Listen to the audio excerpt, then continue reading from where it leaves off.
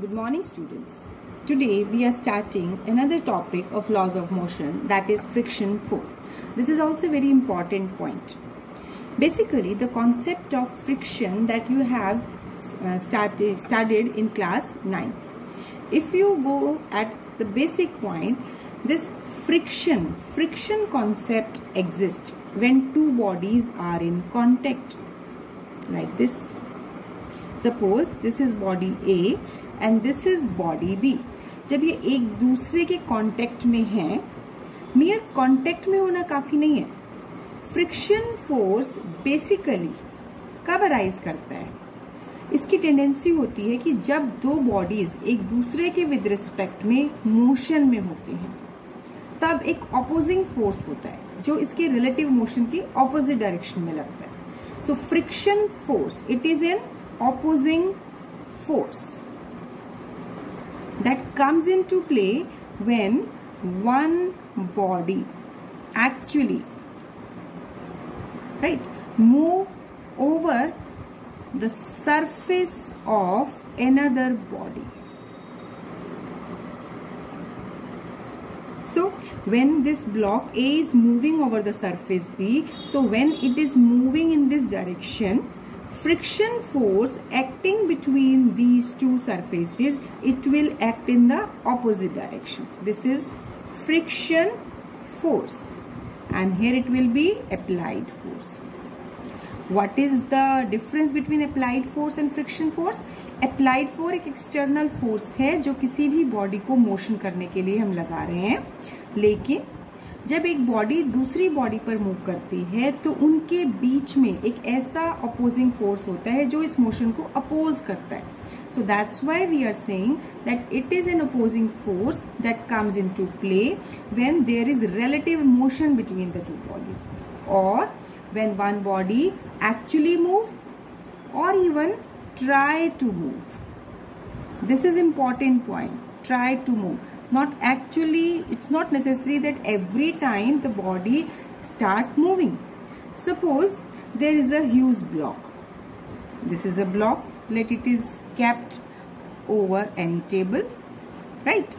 Now, suppose I am applying force from here. Suppose I have applied 1 Newton force. कुछ force लगाया. मान लो एक imagine करो कि आपके रूम में एक टेबल है और आपने उसको थोड़ा सा force लगा के इसे move करने की कोशिश की, लेकिन ये टेबल मूव नहीं कर रही है. फिर क्या कर रहे हो? अब आप मिलकर अब थोड़ा सा फोर्स बढ़ा रहे हो. आपने 2 न्यूटन फोर्स लगा दिया. देखिए जब आप फोर्स लगाते हैं आप इसको मेजर नहीं कर रहे हो, आपको पता चलता है कि आपने कितना फोर्स लगाया. पहले आपने एक हाथ से स्लाइटली फोर्स लगाया, फिर दोनों हाथ से लगाया. मान लो आप अकेले फोर्स नहीं लगा पा रहे हो बॉडी को मोशन में लाने के लिए, आपने फर्दर किसी फ्रेंड को बोला या घर में किसी मेंबर को बोला कि मिलके फोर्स लगाते हैं. तो अब अगर हम ये कहते हैं कि कोई बॉडी पर हम फोर्स लगा रहे हैं लेकिन एक्चुअली बॉडी मूव नहीं कर पा रही है, तो इसका मतलब इन दो सरफेसेस के बीच में, सरफेस मीन्स ये ब्लॉक या जो टेबल आप हिला रहे हैं और जो नीचे सरफेस है, इसके बीच में एक अपोजिंग फोर्स डेवलप हो रहा है. राइट? बेसिकली जब तक अप्लाइड फोर्स इतना सफिशिएंट नहीं होगा कि बॉडी इस सरफेस पे मूव करेगी, इसका एक्चुअली मतलब ये हुआ कि दोनों सरफेसेस के बीच में एक अपोजिंग फोर्स लग रहा है जो अप्लाइड फोर्स के exactly equal and opposite develop हो जाता है. इसकी वजह से हम फ्रिक्शन फोर्स को कहते हैं self adjusting force. So what we have studied that friction force always occur between two surfaces in contact when there is relative motion. First point. Second, it act tangential to the surfaces in contact.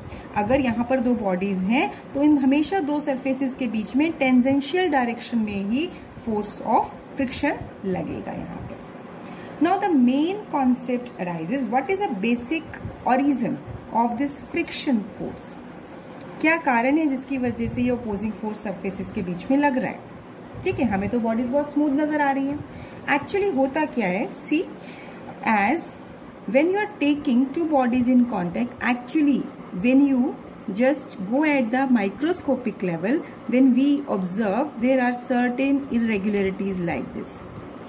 Normal eye से हमें कोई, अगर आप table देखते हैं और ground का surface लेते हैं, मान लो ये हमारा ग्राउंड है और ये टेबल है, अब ये दो बॉडीज एक दूसरे के कांटेक्ट में हैं, हमें तो लगेगा कि बिल्कुल स्मूथ है, लेकिन जब बिल्कुल माइक्रोस्कोपिक लेवल पर देखेंगे तो स्लाइट इरेगुलरिटीज है।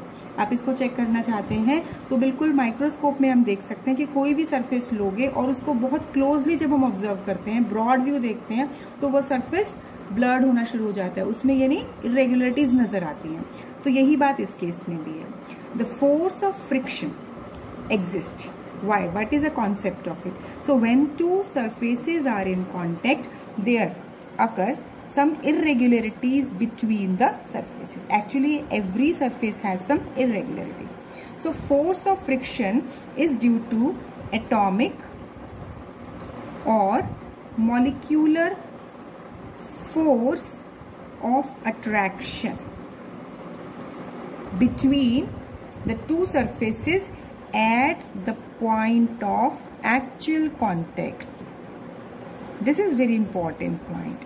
देखिए, दो सरफेसेस हमें लग रहा था कि 100% एक दूसरे के कांटेक्ट में है, हमें ऐसा लग रहा था, यानी एक सरफेस इसके कांटेक्ट में है, लेकिन जब एग्जैक्टली बिल्कुल माइन्यूट लेवल पर इसको नोटिस में किया गया, इसको ऑब्जर्व किया गया, देन व्हाट वाज ऑब्जर्व्ड कि जिन पॉइंट्स पर actually their surfaces are in contact, जहां पर कांटेक्ट पॉइंट है, वहीं पर स्ट्रॉन्ग एटॉमिक और मॉलिक्यूलर फोर्स ऑफ अट्रैक्शन है। सो यही वजह होती है फ्रिक्शन फोर्स की। अब ये वजह कैसे रहती है? अब सबसे पहले मैं अगर ये कहूं कि एक्चुअल एरिया ऑफ कांटेक्ट और apparent area of contact, apparent area of contact तो हो गया जो पूरी सरफेस नजर आ रही है हमें, पूरा हमें जो एक्चुअली नहीं हो रहा, जो हमें नजर आ रहा है कि ये पूरा surface area apparent area of contact हो गया। और ये जितने कांटेक्ट पॉइंट हो गए, ये हो गए actual area of contact. So now when there occur some irregularities, so due to these surface irregularities, actual area of contact is much smaller. यहाँ देख सकते हो कि पूरे surface के comparison में actual area of contact is very less as compared to apparent area of contact. So what happened due to that?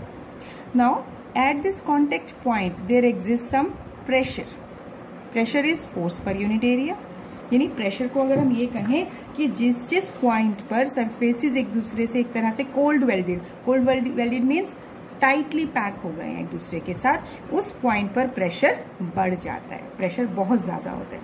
तो हम क्या कहते हैं? Due to these surface irregularities actual area of contact is very less as compare to apparent area of contact. So due to it pressure at actual area of contact become very large. Now when one body try to move, अब अगर ये body को इस body के ऊपर move करना है तो होना क्या चाहिए? ये जो सरफेसेस पे प्रेशर है, जिसपे कोल्ड वेल्डेड, जो जिसके लिए हम वर्ड यूज कर रहे हैं, इन पॉइंट्स का फोर्स ऑफ अट्रैक्शन को ओवरकम करके मूव करना पड़ेगा।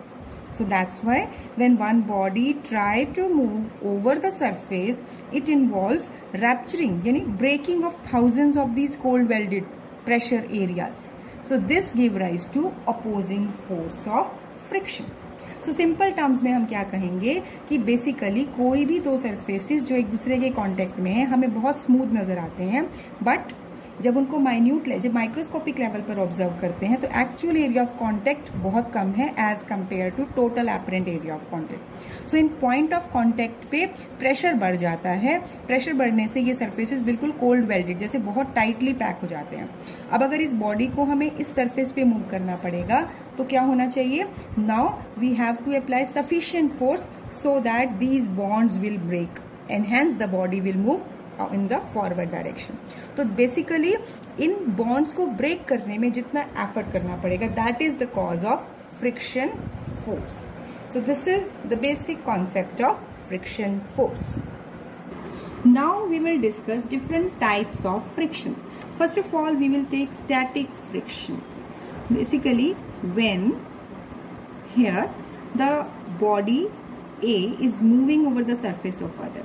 So actually what we will say that the opposing force, right, opposing force that comes into play when one body tend to move over the surface of another, ये body कोशिश कर रही है इस surface पे move करने के लिए, but actual motion has not started.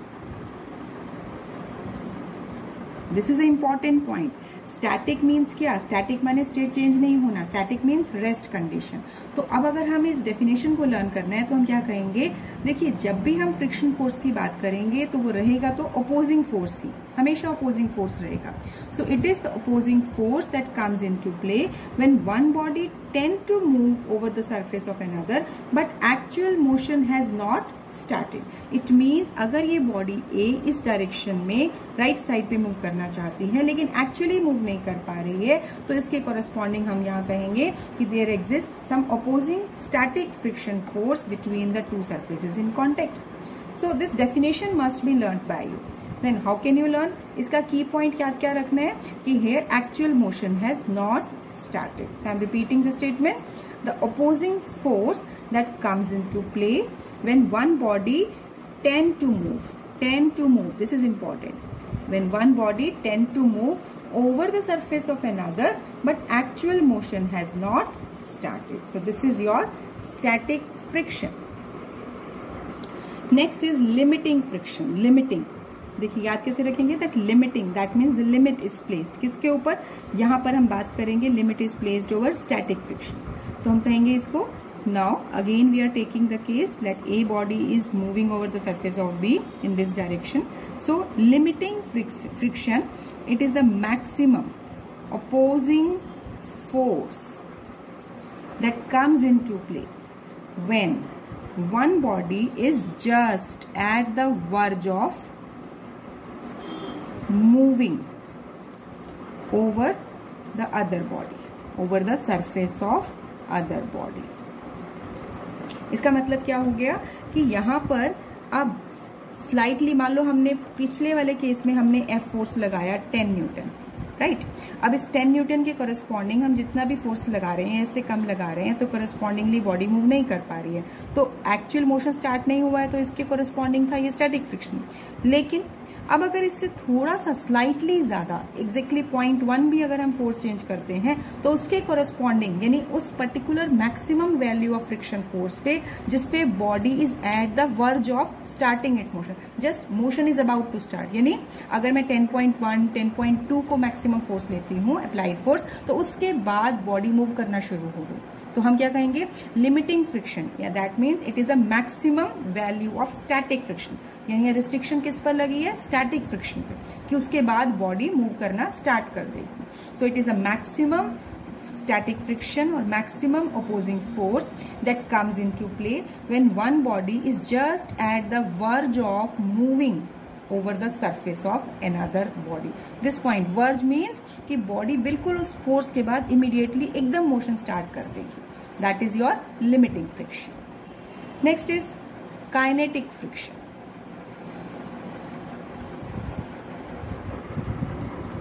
This kinetic friction is also termed as dynamic friction.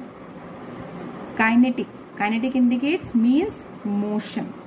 इसका मतलब ये ऐसा फ्रिक्शन फोर्स है that will be developed when the body is actually moving over the surface of other body.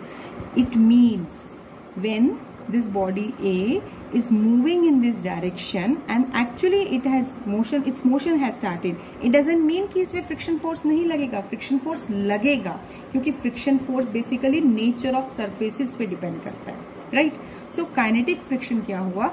Again it is the opposing force. Here it will be opposing force that comes into play when one body is actually moving over the surface of another body. यानी ये kinetic friction तब exist करता है जब body actually motion में होती है. इसका मतलब अगर हम तीनों को ध्यान से रिपीट करें, static friction is that friction which comes into play when one body tend to move over the surface of another body. यानी एक्चुअल मोशन होना is not the necessary condition. Body is making its effort to move as the force is applied but it is not moving.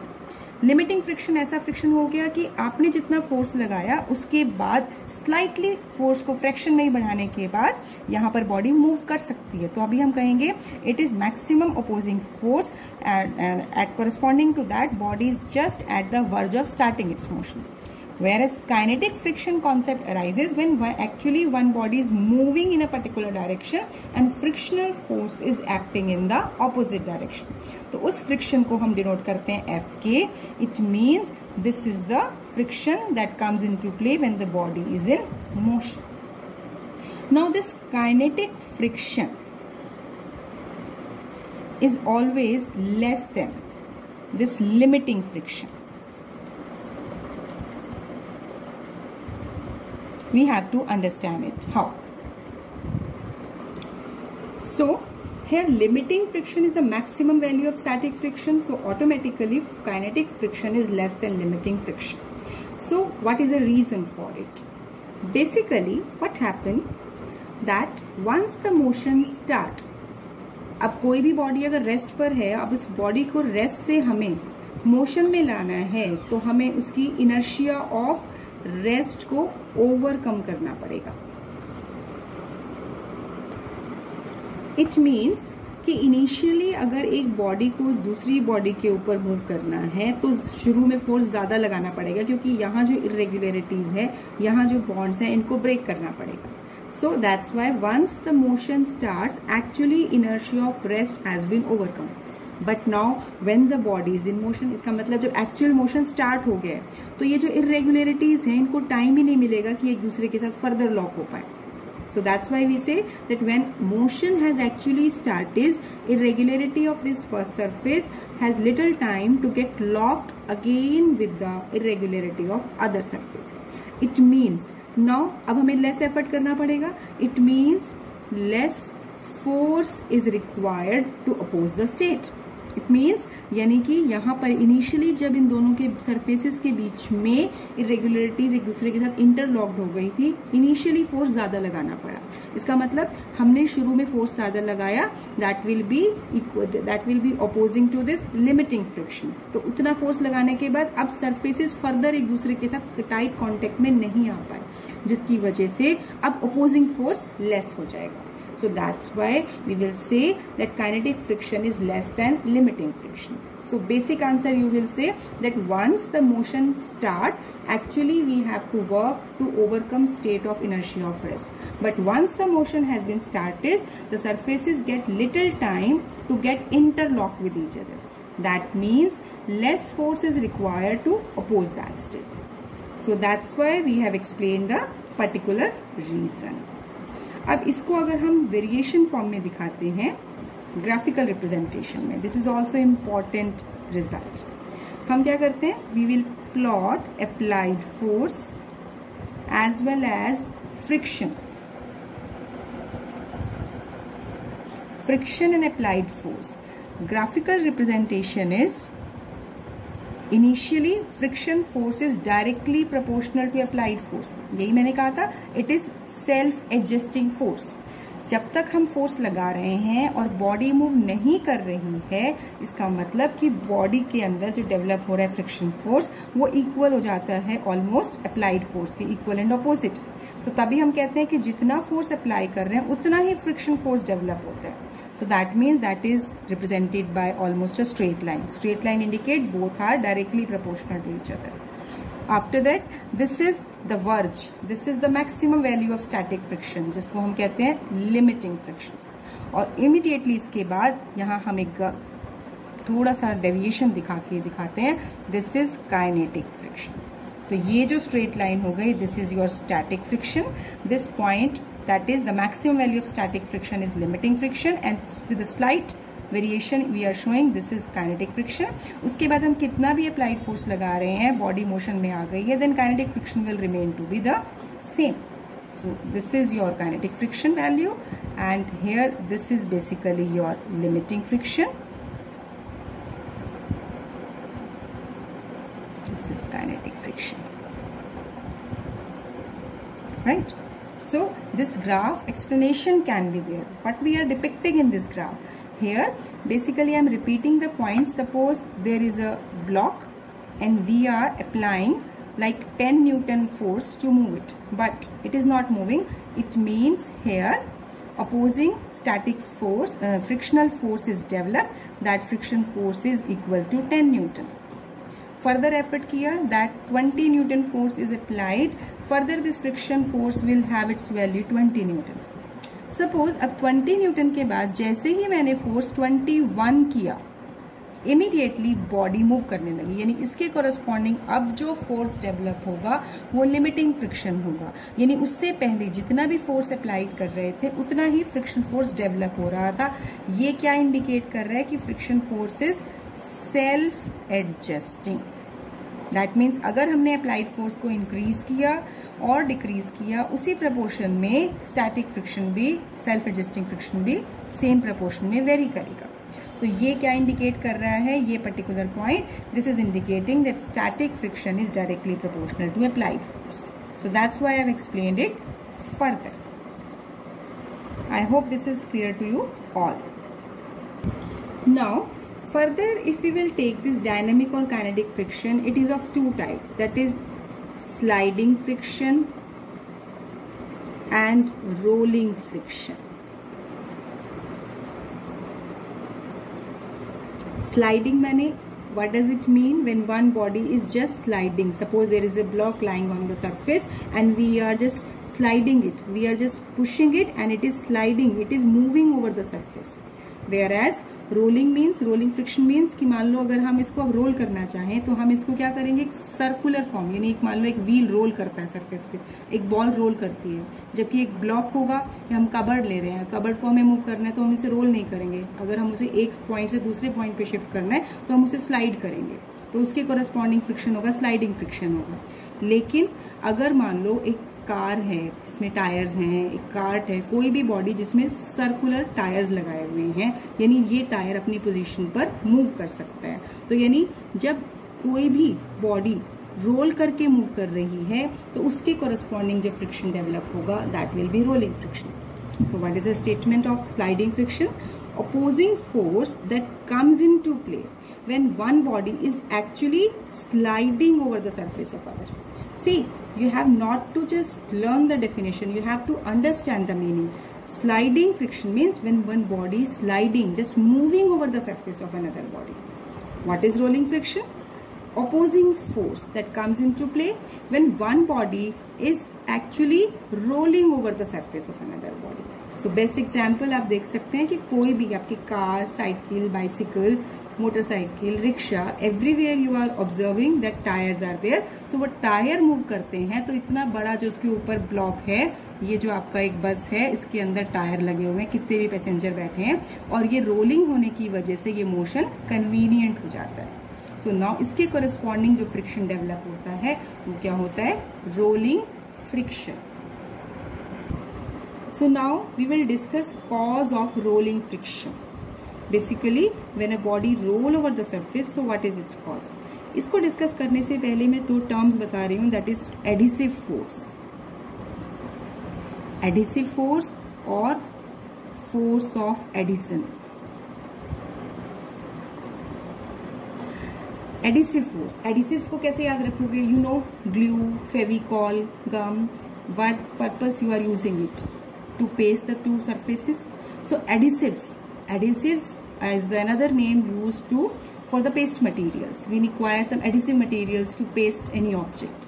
So here adhesive force, it is a force of attraction between two surfaces, right? Suppose I have this paper and I have another paper. So if I want to just paste it, so I need adhesives. So adhesive क्या हो गया? It is a force of attraction between two different surfaces. जबकि एक होता है cohesive force और force of cohesion. ये होता है force of attraction between the molecules of same substance, like water molecules. Water के मॉलिक्यूल्स एक दूसरे से टाइटली बाउंड होते हैं ड्यू टू कोहेसिव फोर्स। अब इस पेपर में जो मॉलिक्यूल्स हैं इनके बीच में अपने आप, यानी एक मटेरियल के अंदर जो बीच में फोर्स है वो कोहेसिव फोर्स है, लेकिन दो अलग अलग सरफेसेस के बीच में लगने वाला फोर्स एडहेसिव फोर्स है।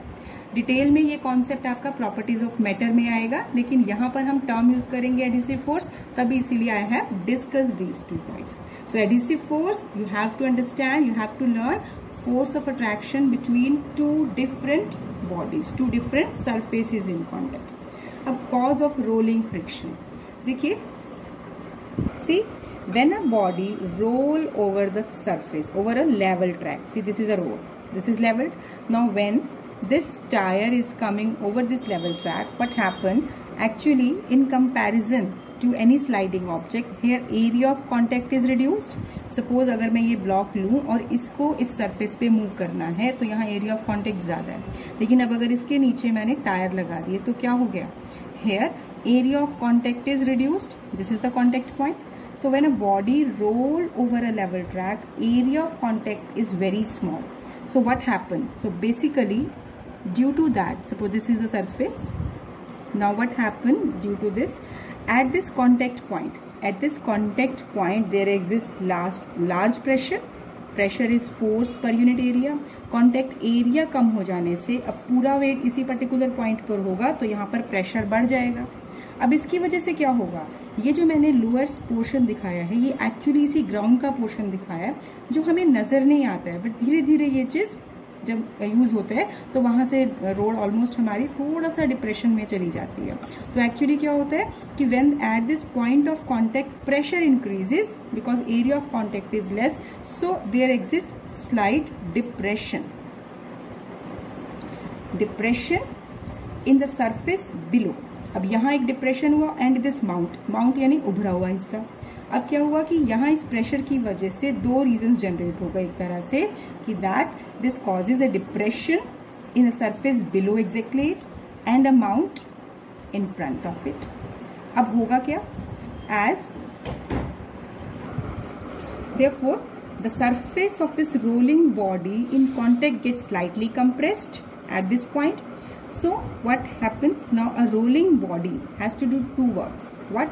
Firstly, it has to constantly pulls out of this depression region, यानी जो नीचे वाला पोर्शन ग्राउंड का सरफेस का लोअर हो गया उस रीजन से बाहर आना है. Secondly it has to go uphill.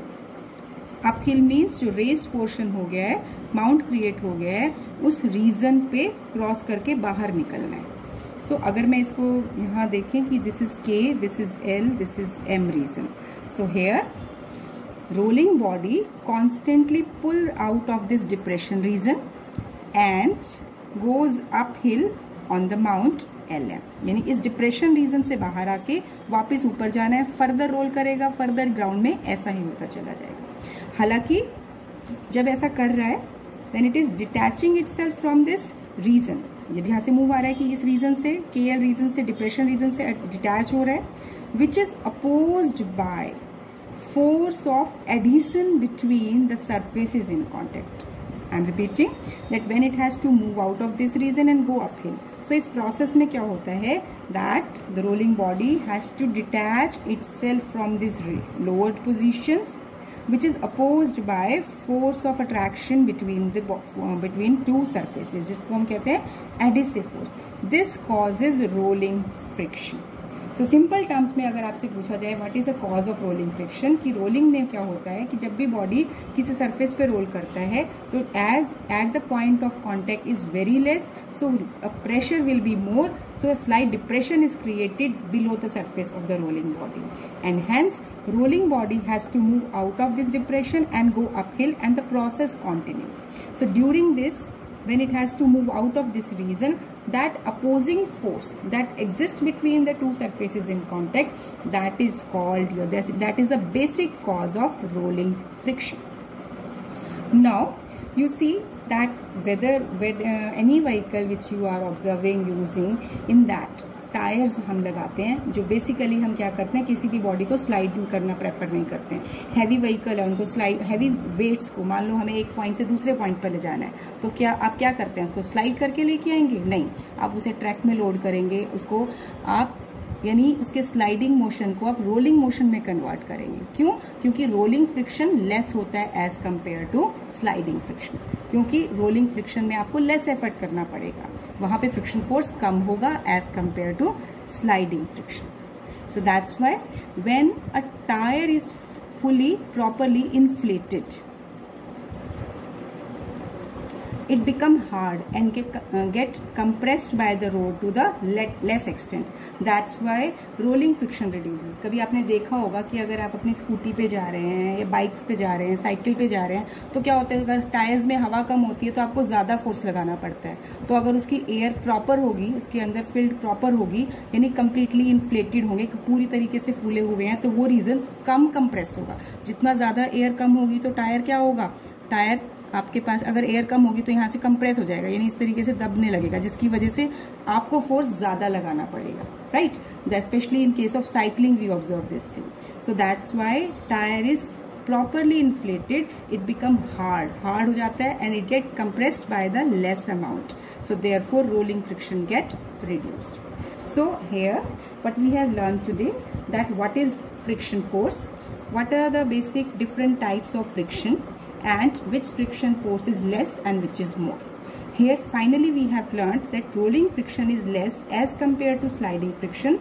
That is why heavy loads are transported by placing them on carts with the wheels. It means we are converting sliding friction into rolling friction. So that's all for today. I hope all the concepts are clear. So now revise the concepts, practice its conceptual problems. Thank you. Have a nice day.